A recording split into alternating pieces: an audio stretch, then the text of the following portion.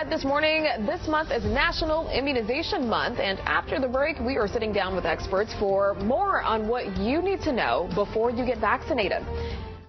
You're watching Fox 61, Connecticut's news station. In our Health Watch this morning, we are taking a look at National Immunization Awareness Month. It's a great way to remind people of all ages about the importance of staying up to date on their vaccinations. Fox 61's Tim Lammers over in Studio 61 with more on what you need to know this morning. Hey, Tim. Yes, good morning. Yeah, people all over the world, including the U.S., are still dying from vaccine-preventable diseases. That should not be happening. That's why getting vaccinated is so important. So happy to have me with right now, back on the show, Dr. Bhavna Sesheti, a pediatrician with Pro Health Physicians based out of South Windsor. Good to see you again, Doctor. Thank you for having me. Yes, glad to have the South Windsor connection. That's Turns right. out we've known each other for a while. I've known her sister. All right, first things first, Doctor. Let's talk about the vaccines that are recommended for both adults and children. What sort of rates are still a little lower than we would like to see them? Yeah, so, depending on the age of your child, there are different vaccines that are recommended. There's a schedule that we follow to try to make sure that all children get the recommended and required vaccines before they start being in kindergarten and attend public school.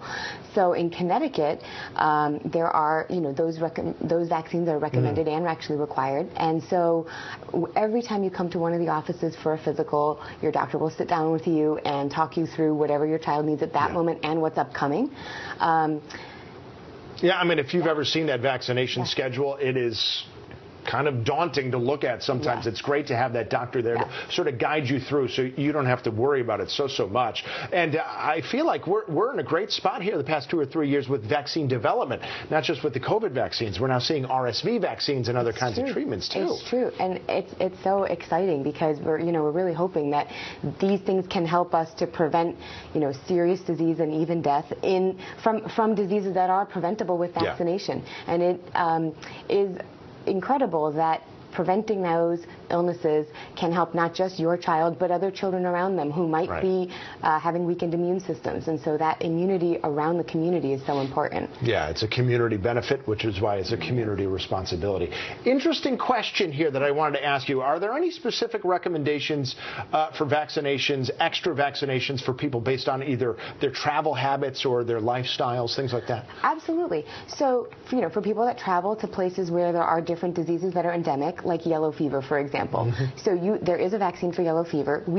It's not part of, the routine vaccinations around here, but certainly if you're traveling to one of those places, you should talk to your provider and they can help you to figure out where you can get one of those vaccines. For some patients with weakened immune systems or other health conditions, there are extra vaccines that people sometimes will need.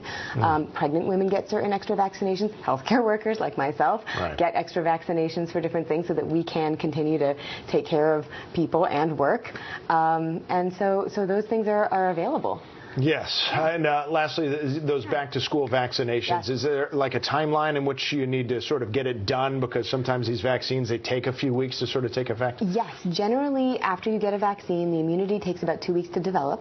And so this is a perfect moment in the beginning of August before all the schools sort of set back in late August, early September. And so anything that might be due, this is a great time to kind of get in there and kind of contact your provider and just sort of make sure things are up to date. Yeah. And as we were talking about before, we're starting to see vaccine rates in school-age children dip a little bit before the pandemic. It's starting to rebound a little bit, and that is a good sign because, as you were saying, we're seeing little pockets of diseases that we shouldn't be seeing. We have. We've had little outbreaks of measles and pertussis and things like that. And, these are diseases that once were common and then became uncommon. But if we don't vaccinate them, the problem ends up being that we have little outbreaks of those, and then they can become bigger outbreaks. Yes.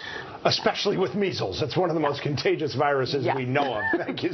So, Dr. Sesheti, thank you so much for joining us today. Thank you for having me. It was nice to see you. Good to see you again. Always good information. You're right. It's just Symphony. It's one of those things that you forget about it because they go away. Like with polio. Go talk to people of a certain age. My goodness, the terror parents had over polio. We more or less eradicated it, but now you start to see some pockets here and there when those vaccination rates drop.